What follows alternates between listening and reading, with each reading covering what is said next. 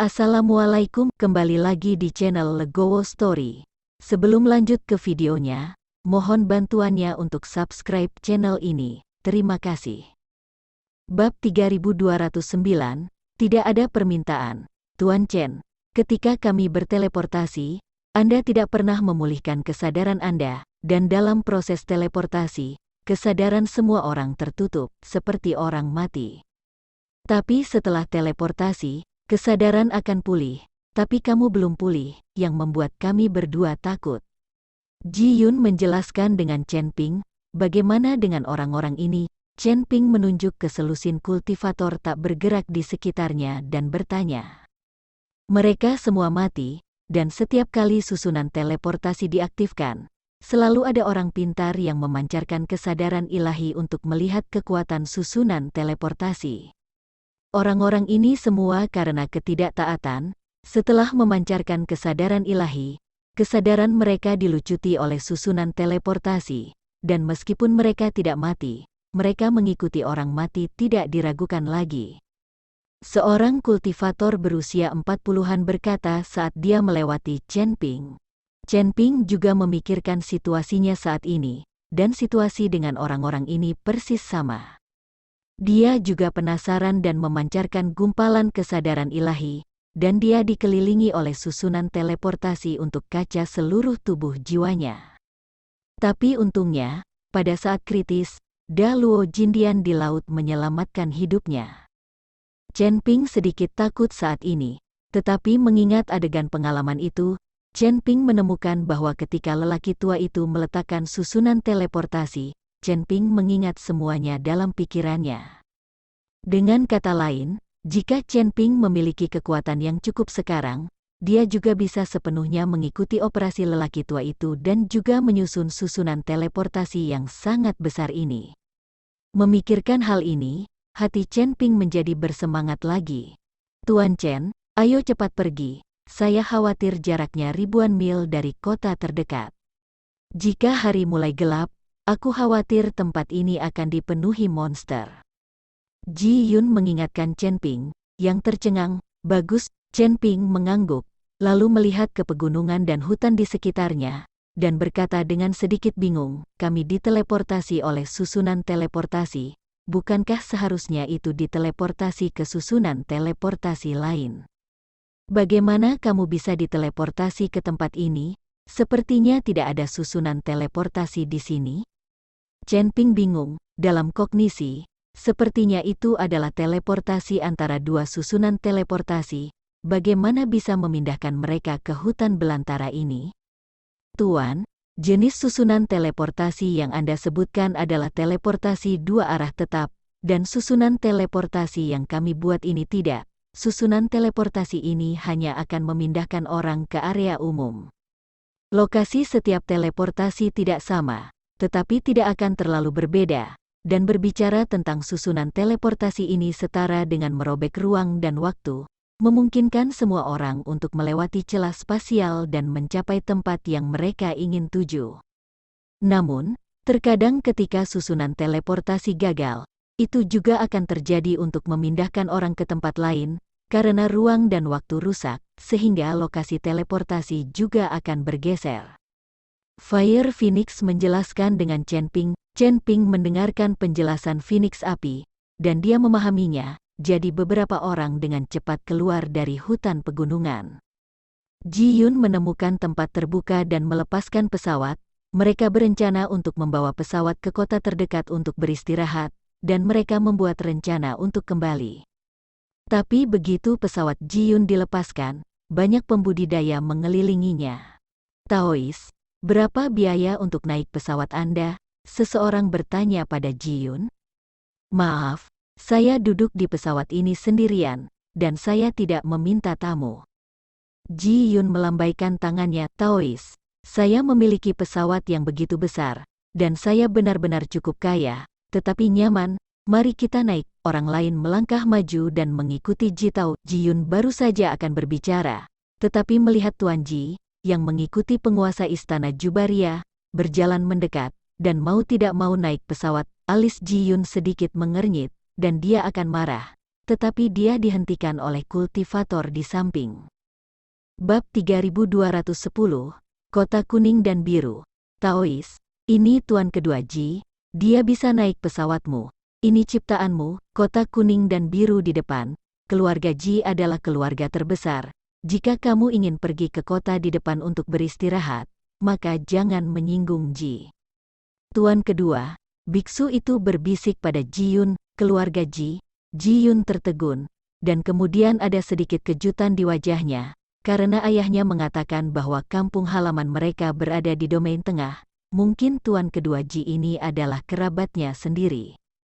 Memikirkan hal ini, Ji Yun hendak bergegas dan mengikuti pihak lain untuk mengenali kerabatnya, tetapi dia ditarik oleh Chen Ping. Biarkan orang-orang ini naik dulu, Chen Ping berkata pada Ji Yun. Ji Yun tidak mengerti apa yang dimaksud Chen Ping, tetapi dia masih mengikuti maksud Chen Ping dan berkata kepada para pembudidaya di sekitarnya, karena kamu sedang dalam perjalanan, maka semua orang naik pesawat. Ketika Ji Yun mengatakan ini, banyak kultivator berterima kasih satu demi satu. Segera, pesawat mulai dan terbang menuju kota di depan. Tuan kedua Ji itu duduk di depan, dan di sekelilingnya, tidak ada seorang pun di belakang. Mungkin karena takut memprovokasi dia. Semua orang terjepit. Tuan Chen, mengapa Anda tidak membiarkan saya maju dan bertanya? Mungkin tuan kedua Ji ini adalah kerabat saya. Ji Yun berkata kepada Chen Ping dengan bingung, sebaiknya kamu tidak mengekspos dirimu sebagai masalah keluarga Ji dulu, dan ketika kita tiba di kota kuning dan biru itu, tanyakan tentang urusan keluarga Ji berikutnya. Kata Chen Ping, Li Yun tidak pernah tinggal di keluarga Ji sejak dia masih kecil. Jadi orang-orang dari keluarga Ji tidak mengenalnya, dan mereka bahkan tidak memiliki perasaan, dan dalam keadaan apapun tanpa memahami keluarga Ji. Jika Ji Yun dengan gegabah mengenali kerabatnya, Chen Ping takut ada yang tidak beres. Jika Anda ingin menanyakan tentang kota kuning dan biru, tanyakan saja langsung kepada saya. Saya telah berada di kota kuning dan biru ini selama lebih dari 10 tahun. Kultivator yang mulai menghentikan Ji Yun agar tidak marah datang. Chen Ping melirik kultivator ini, dia tidak tinggi, dia memiliki mulut yang tajam, tetapi matanya bersinar. Melihat biksu ini, dia adalah tipe orang yang rakus akan uang dan penuh nafsu. Chen Ping tidak bertanya apa-apa, dan langsung mengeluarkan 1 juta koin roh dan melemparkannya ke kultivator itu. Sambil memegang uang itu, biksu itu tiba-tiba menutup mulutnya dengan gembira, dan dengan cepat berkata, jika Anda ingin bertanya, tanyakan saja dengan santai, saya tahu segalanya, saya tidak punya apa-apa untuk dikatakan. Izinkan saya bertanya, di kota kuning dan biru ini, apakah keluarga Ji adalah keluarga terbesar? Bisakah ada penguasa kota di kota kuning dan biru? Chen Ping bertanya kepada biksu itu, tentu saja. Keluarga Ji adalah yang terbesar, kota kuning dan biru ini memiliki penguasa kota, tetapi juga boneka, dan mereka semua tahu bahwa keluarga Ji di kota kuning dan biru ini memiliki keputusan akhir. Tahukah kamu mengapa kota ini disebut kota kuning dan biru? Biksu itu bertanya secara misterius. Chen Ping menggelengkan kepalanya. Lihat apa warna pakaian tuan kedua Ji. Biksu itu menunjuk ke tuan kedua Ji di depan dan berkata. Chen Ping meliriknya, lalu berkata, jubah biru muda. Benar, keluarga Ji juga punya bos, yaitu kepala keluarga Ji saat ini. Mereka semua memakai pakaian kuning, jadi nanti kota ini disebut kota kuning dan biru. Biksu itu menjelaskan, maksudmu, keluarga Ji ini dikendalikan oleh 2 bersaudara? Saya mendengar bahwa keluarga Ji adalah 3 bersaudara, tetapi bertahun-tahun yang lalu, saudara bungsu dari keluarga Ji meninggalkan keluarga Ji untuk seorang wanita, dan tidak ada berita, sekarang hanya 2 bersaudara ini yang mengendalikan keluarga Ji. Kata biksu itu, begitu suara biksu itu jatuh, wajah Ji Yun tiba-tiba menunjukkan kegembiraan. Bukankah ini ayah yang ada di sini? Tepat ketika Ji Yun penuh kegembiraan dan ingin mengatakan identitasnya, dia dengan dingin dilirik oleh Chen Ping, dan Ji Yun menelan kata-kata yang keluar dari mulutnya lagi. tapi Ji Yun tidak tahu bahwa tidak jauh dari mereka, seorang kultivator penuh janggut sedang mengencangkan menatap mereka. Bab 3211, saya tahu semuanya. Teman Taois ini, Anda terus berbicara. Chen Ping memberi isyarat kepada kultivator untuk melanjutkan. Aku akan memberitahumu beberapa rahasia, yang lain tidak tahu. Kultivator berdeham, dan kemudian berkata secara misterius, sebenarnya, dua saudara laki-laki dari keluarga Ji ini sama sekali tidak harmonis, dan alasan mengapa kedua murid ini tidak mengenakan pakaian dengan warna yang sama adalah untuk membedakan mereka. Dikatakan bahwa warna yang dipilih sesuai dengan preferensi sebenarnya tidak sama sekali, karena murid dari tuan kedua Ji sombong dan mendominasi, dan sering menimbulkan masalah, membuat keluarga Ji terkenal. Kepala keluarga Ji juga tidak memiliki cara untuk mengelolanya karena dia adalah murid dari garis keturunan tuan kedua Ji, jadi dia menemukan metode seperti itu. Selama dia melihat warna pakaiannya di jalan, dia bisa tahu murid mana dari keluarga Ji yang ada di garis keturunan itu. Ini adalah informasi eksklusif saya, dan tidak ada orang lain yang mengetahuinya. Biksu itu bangga, merasa bahwa dia tahu banyak, dan dia sangat energi. Tetapi begitu biksu itu selesai berbicara, aura yang tampaknya tidak bersalah menyelimuti dirinya. Sebelum yang lain bisa melihat apapun, Chen Ping sudah menyadarinya. Nafas ini memancar dari tubuh, kan dia masih tahu setiap gerakan di belakang? Dan kultivator itu belum merasakan bahaya datang, dan masih mengoceh tentang kotak kuning dan biru. Depan, tapi segera, pesawat itu tiba di atas kotak kuning dan biru. Menghadapnya, sebuah kota tergeletak di tanah seperti binatang raksasa. Pesawat itu perlahan mendarat tidak jauh dari gerbang kotak kuning dan biru, dan banyak pembudidaya mulai berjalan turun. Saat semua orang keluar dari pesawat, tuan kedua Ji perlahan turun. Tetapi ketika tuan kedua Ji lewat di depan kultivator yang banyak bicara itu, dia tiba-tiba bergerak. Saya melihat tuan kedua Ji menamparkan telapak tangan, dan kepala kultivator langsung meledak seperti semangka. Semua orang tidak tahu apa yang terjadi, dan melihat tuan kedua Ji tiba-tiba membunuh orang, mereka semua ketakutan dan bersembunyi menjadi satu.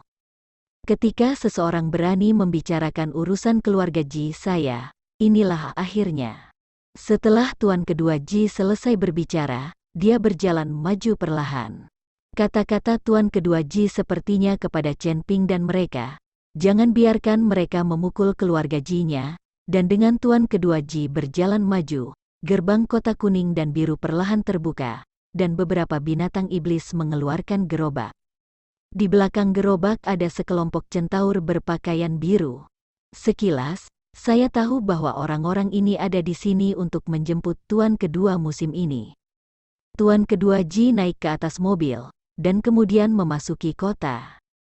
Dan semua orang memandang kultivator yang ditampar sampai mati oleh telapak tangan. Semuanya diam, dan mereka juga berjalan menuju kota. Ji Yun turun dari kapal, dan kemudian ketiga orang itu juga berjalan ke kota. Kerumunan yang ramai di kota ini sangat ramai, dan adat istiadat di sini jelas sangat berbeda dari wilayah utara. Ini membuat Ji Yun sedikit bersemangat, lagi pula, dia telah tumbuh begitu besar, dan dia tidak pernah meninggalkan benua utara.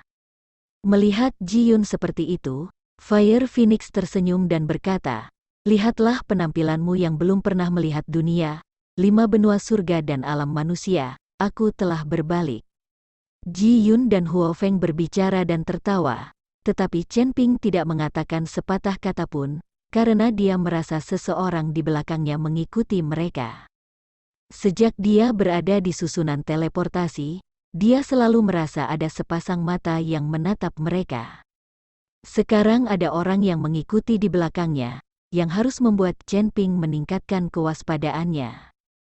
Tuan, ada apa? Phoenix Api, yang merasakan ada yang tidak beres dengan Chen Ping, bertanya pada Chen Ping. Jangan tanya, ikut aku. Setelah Chen Ping selesai berbicara, dia mempercepat langkahnya, dan dia berjalan menuju gang di mana ada lebih sedikit orang. Meskipun Phoenix Api mengikuti Ji Yun dengan wajah bingung, dia tidak berani bertanya lebih banyak, dan mengikuti Chen Ping di belakang. Setelah berjalan ke gang yang sangat gelap, Chen Ping berhenti, Phoenix Api mengikuti Ji Yun dan juga berhenti. Chen Ping perlahan berbalik, melihat ke gang kosong, dan berkata dengan suara dingin, "Karena kamu mengikuti, maka keluarlah." Terima kasih telah menonton video ini. Jika Anda menyukai videonya, silahkan like dan share. Jika ada kritik dan saran, silahkan tuliskan di kolom komentar. Wassalamualaikum.